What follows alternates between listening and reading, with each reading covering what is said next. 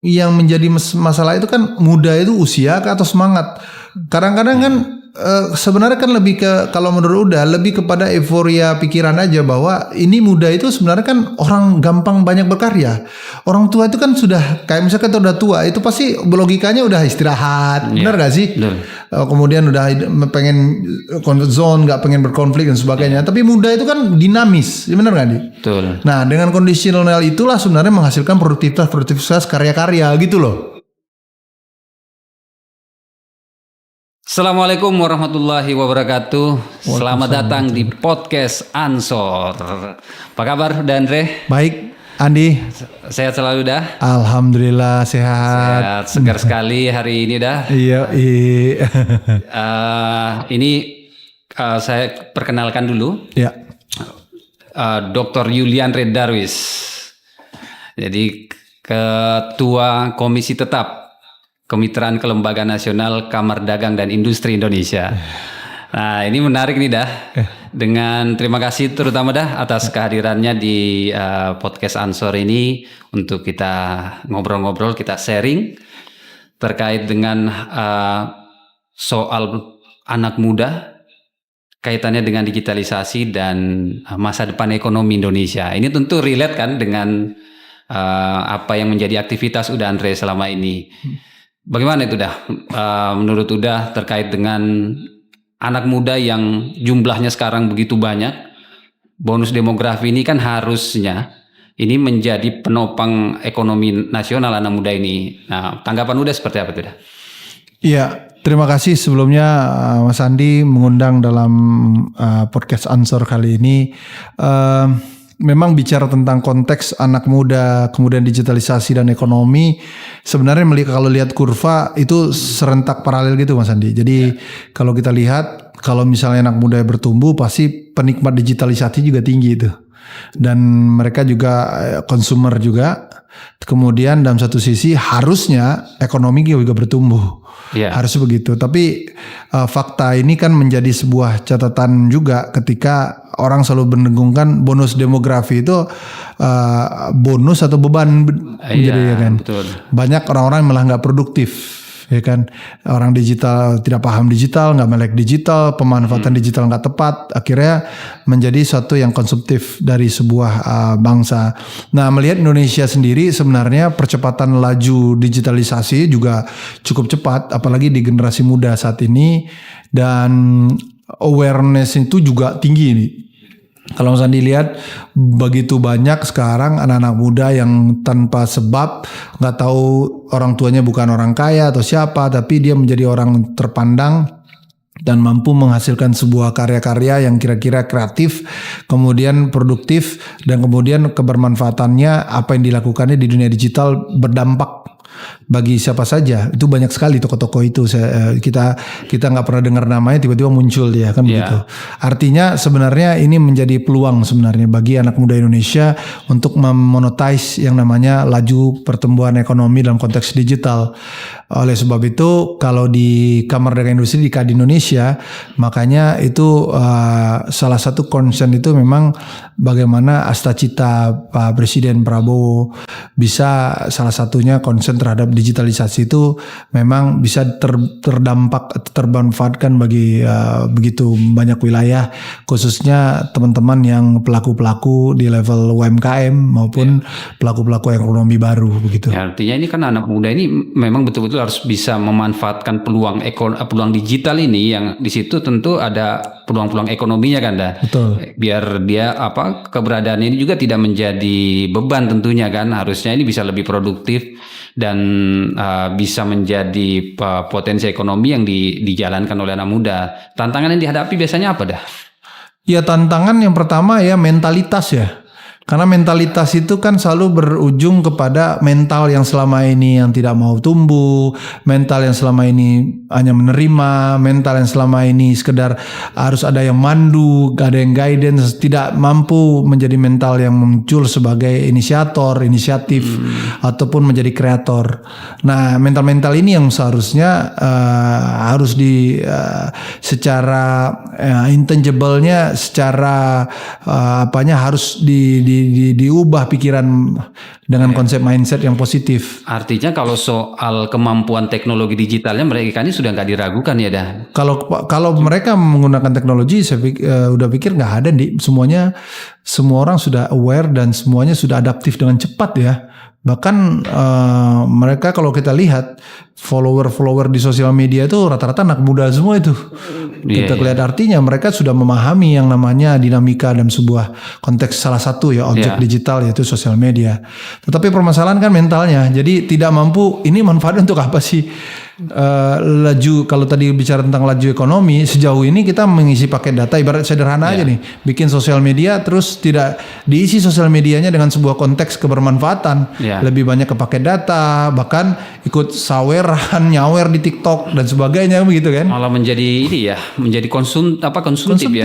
Jadi bukannya bisa menghasilkan malah menjadi konsumtif. Ini juga menjadi tantangan tersendiri ya dah. Nah berarti harus gimana itu? Jadi selain mindset harus dirubah mental, apalagi itu? Iya, tentu cakrawala melalui literasi, bahwa begitu banyak orang yang di Indonesia ini kita lihat rata-rata ya, pasti mereka itu adalah lebih kepada follower gitu. Jadi bukan sebagai orang yang inisiatif tapi benar-benar follower.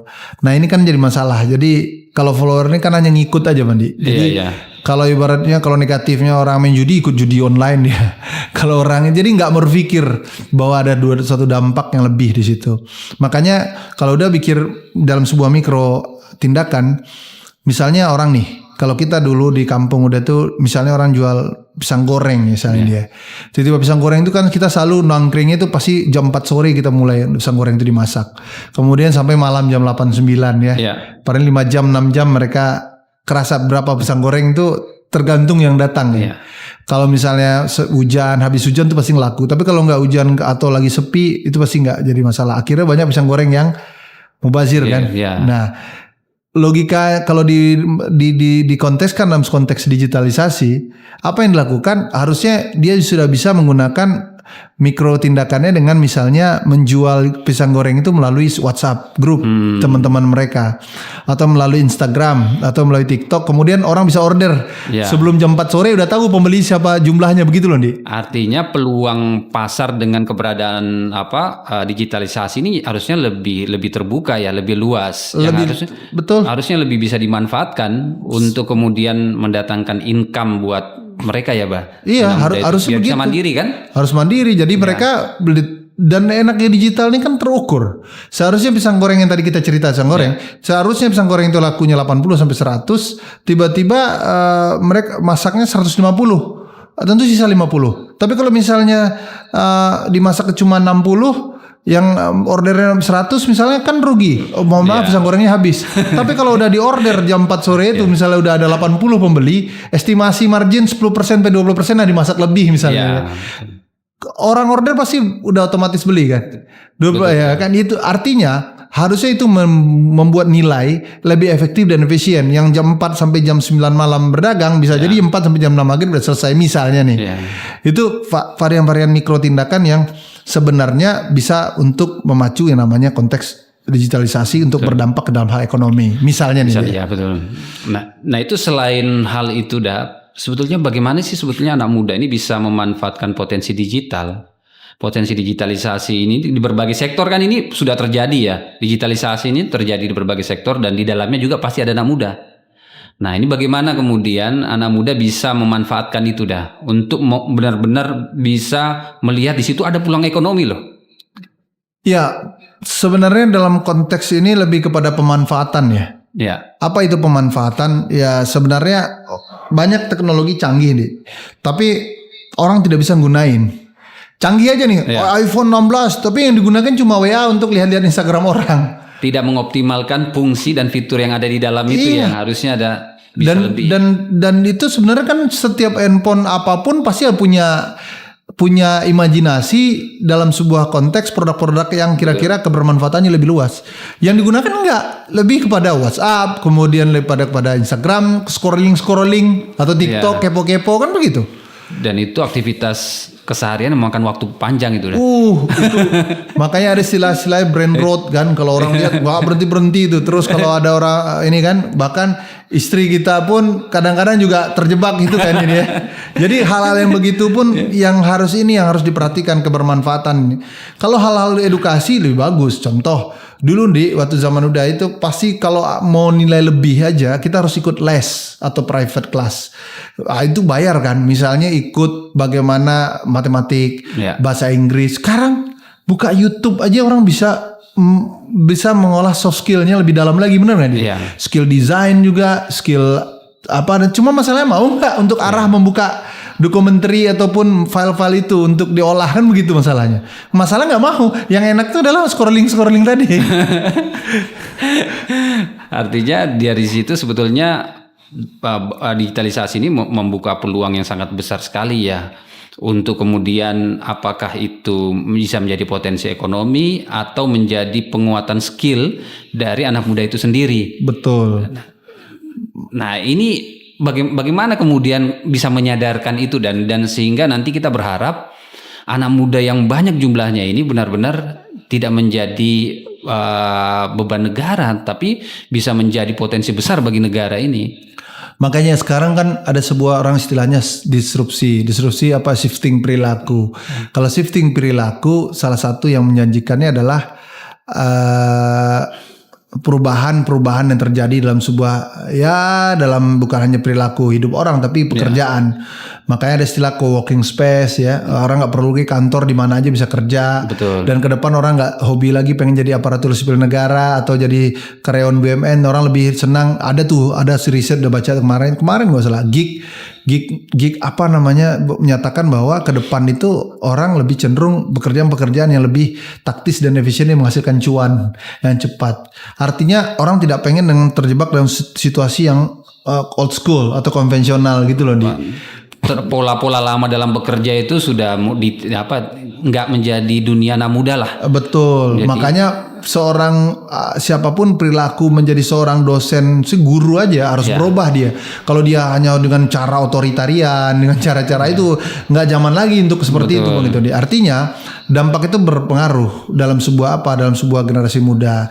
Nah, anak-anak muda ini harusnya mereka mampu mengasah dengan cepat skill-skill yang dikategorikan yang susah didapat dengan private school atau private class atau les-les yang pribadi, itu bisa dicepat dengan beradaptasi dengan namanya teknologi. Salah satunya misalnya YouTube. Kemudian banyak lagi orang bisa bikin film kan, perangkatnya itu udah bisa produser nih, banyak banget, harus ada kru ini dan sebagainya. Sekarang orang dengan simple aja kan bisa efisien sekali kan. Efisien sekali. Bahkan kelas televisi pun sekarang sudah ada presenter AI istilahnya kan, artificial intelligence, yang katanya lebih mudah secara informasi, artikulasi, lebih pada manusia yang kadang-kadang moodnya naik turun kan gitu kan. Nah ini kan sebuah yang harus kita segera diadaptasikan. Tetapi sejauh mana, kembali konteks tadi ending dari Mas Andi ngomong, bagaimana endingnya dalam sebuah hal ekonomi. Nah kebermanfaatannya ada dampak nggak gitu. Kalau banyak mudaratnya daripada manfaatnya, berarti kita yang salah, bukan teknologi yang salah, Mandi. Kebanyakan kita kan nyalahin teknologi. Betul. Benar gak sih? Nah kalau sejauh ini udah melihat anak muda yang sudah memanfaatkan teknologi digital ini untuk kemudian memberikan perubahan di sektor ekonomi, ini udah bisa bercerita nggak soal itu? Iya, sekarang kan kita lihat banyak ya teman-teman yang hadir di dunia. Dulu ada istilahnya startup. Iya. Bagaimana mereka menggunakan sebuah efisiensi dalam sebuah perilaku-perilaku yang dikategorikan dalam pekerjaan memudah.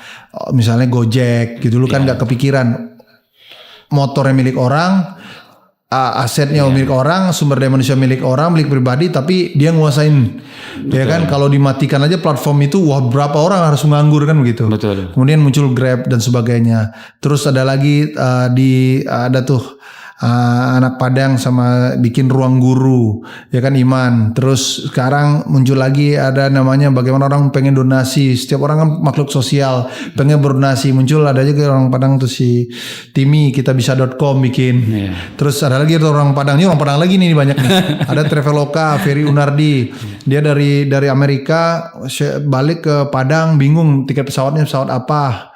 Akhirnya dia mengkoneksikan travel dalam satu flight. Artinya orang nggak perlu lagi beli travel misalnya di Dubai, baru terbang lagi ke Jakarta, Jakarta baru pulang ke Padang. Akhirnya dia bikin, akhirnya jadi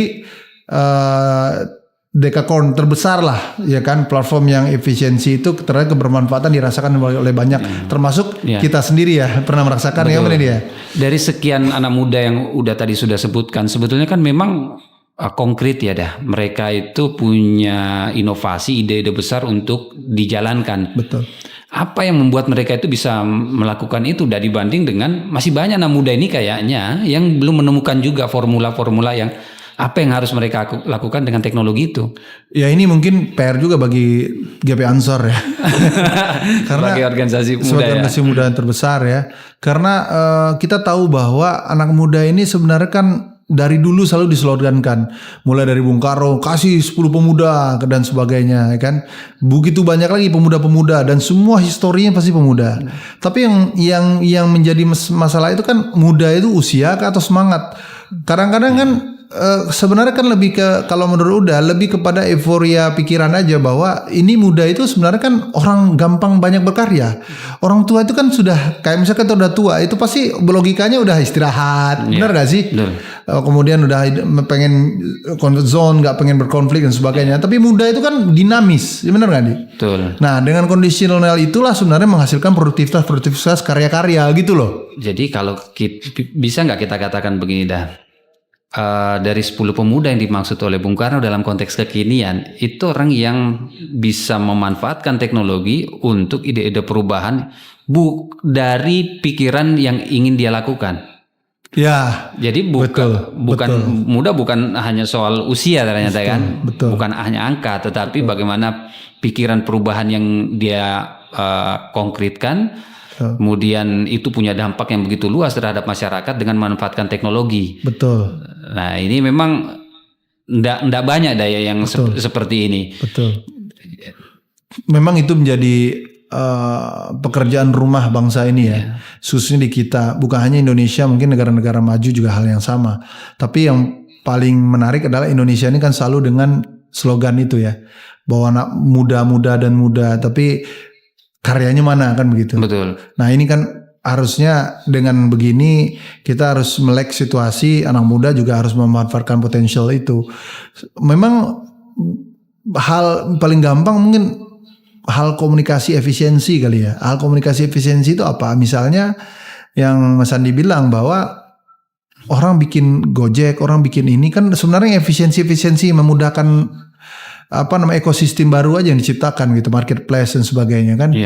Nah harusnya kita bisa mencelihat apa hal misalnya di GP Ansor kita bikin suatu platform belilah dagang teman misalnya,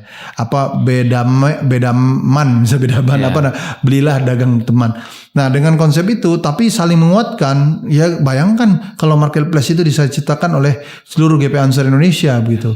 Jadi bukan hanya membuat eksklusif prioritas tetapi membuat saling menguatkan begitu loh. Betul. Nah ini kan nggak kepikiran, kita kan lebih konsumtif, lebih senang barang-barang impor, barang-barang yang mungkin dari luar, terus produk-produk platform luar negeri begitu ya, yang rata-rata marketplace-nya sudah dinikmati oleh orang luar negeri, iya kan?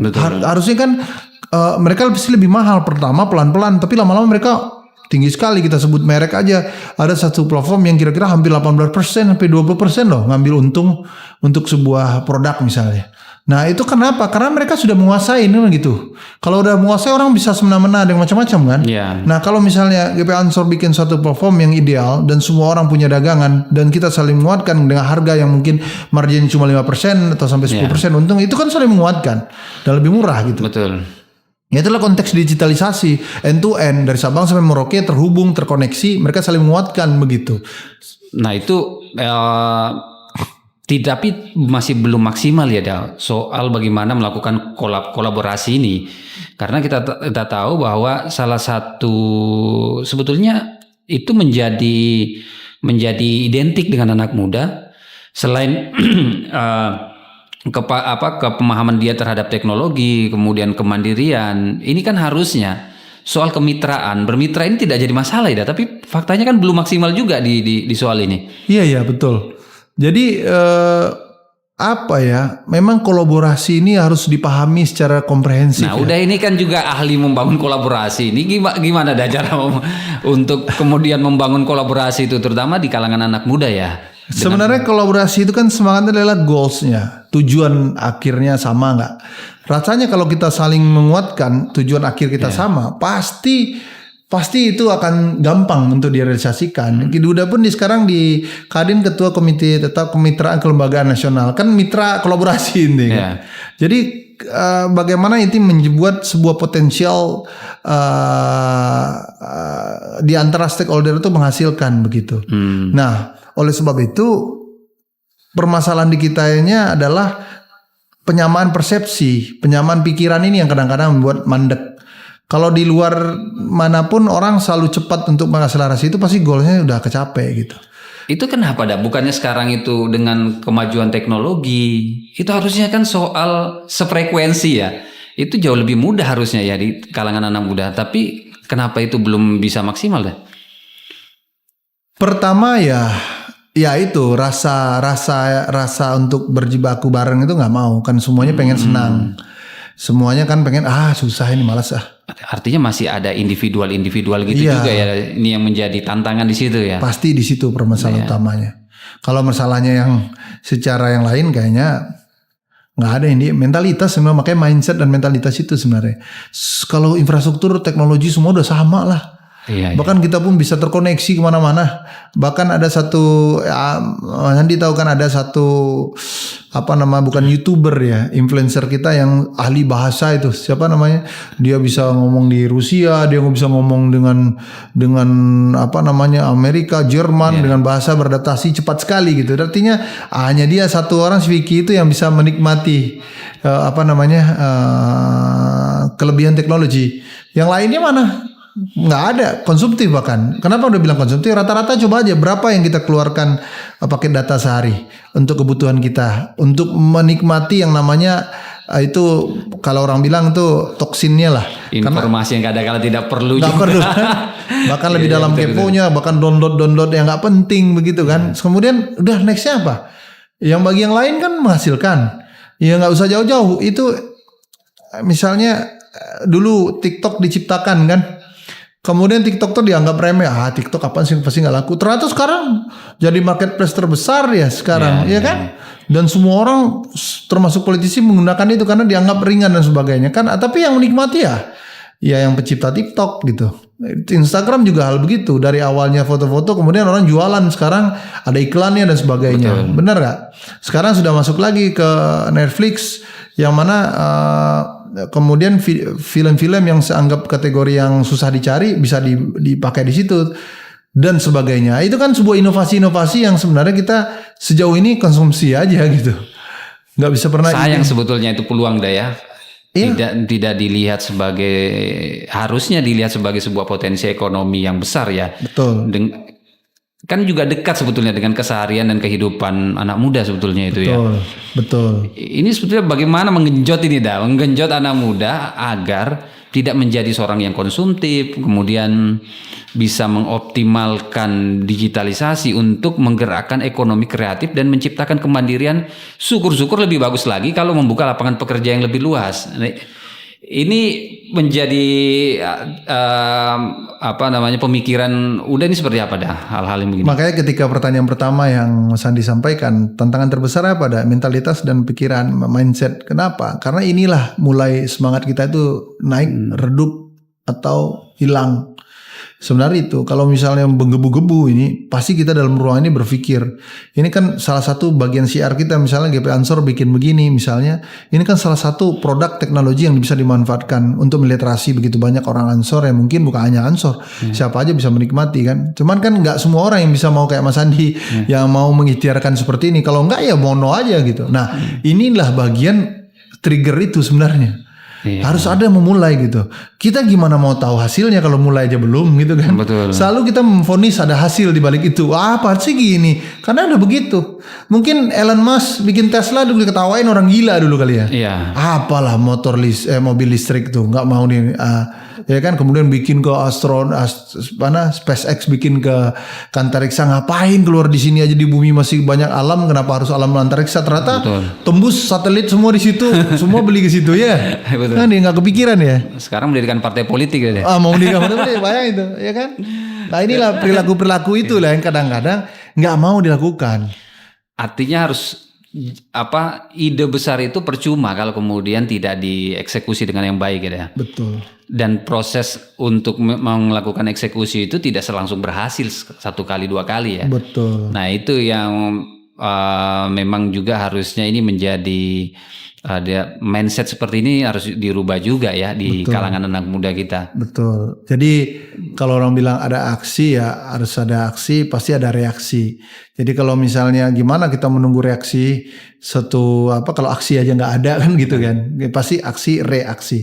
Jadi tolonglah beraksi lah kita. Ya kan, dengan sebuah tindakan-tindakan yang kira-kira dari mulai yang kecil. Makanya jangan pikir aduh saya nggak punya modal ini dan sebagainya. Loh memangnya orang-orang yang udah sebut tadi itu, yang orang Minang, orang Padang cerita itu memang orang kaya semua, pemodal nggak ada, orang-orang biasa aja semua. Kemudian kelebihan aja punya ilmu, mereka memulai duluan di awal. Ya kan, baru masuk angel investor. Berani mencoba dulu ya, berani mencoba dan menjadi yang di awal untuk kemudian melakukan pelopor ya, menjadi pelopor lah. Betul.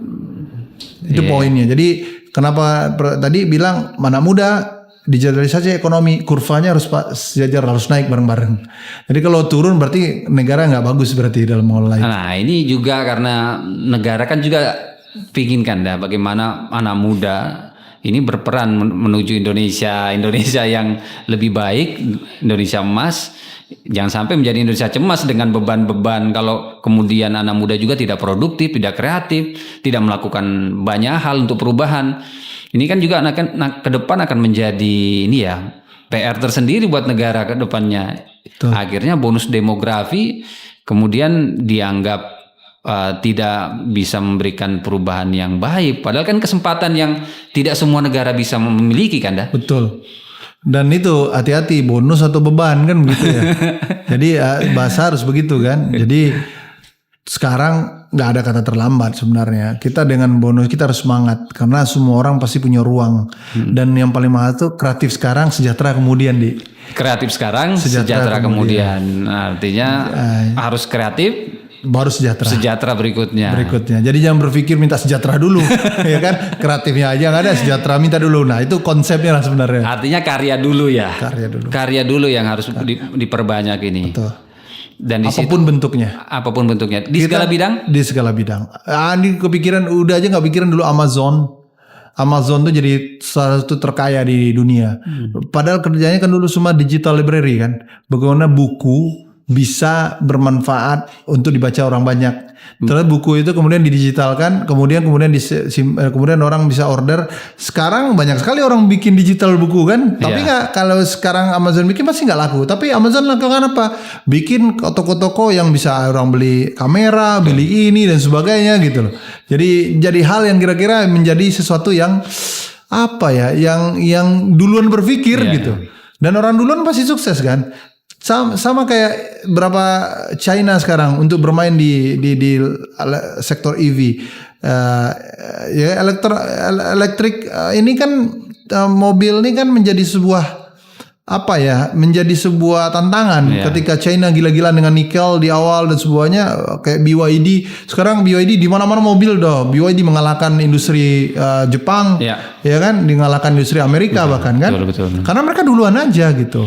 Nah itu juga harusnya ini ke depan anak muda Indonesia ini sudah harusnya mencoba dulu ya. Iya. Udah tetap optimis dengan hal-hal seperti itu Oh iya, karena kalau nggak optimis kita mungkin hidup ini akan hambar. Betul. Jadi kalau kita teman-teman ini harus optimis.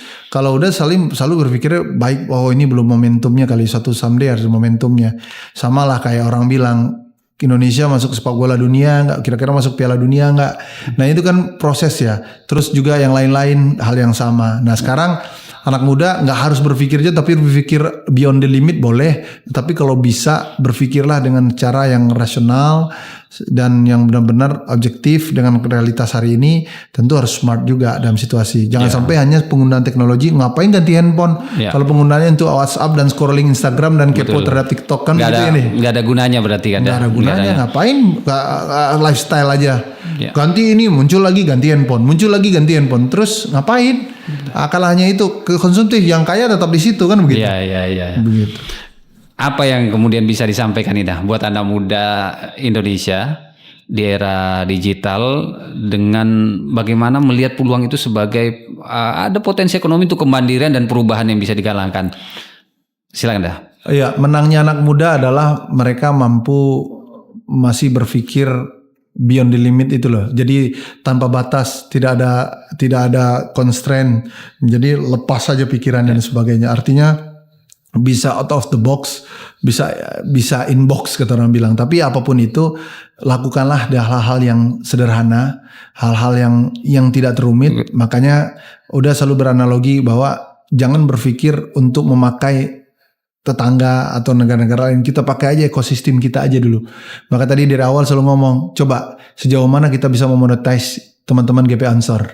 Kalau Ansor misalnya tidak bisa memonetize di sini, berarti kita nanti kita pikirin anak muda yang lain loh. Di sini aja belum goalsnya sama dan sebagainya. Jadi lakukanlah, do the best lah.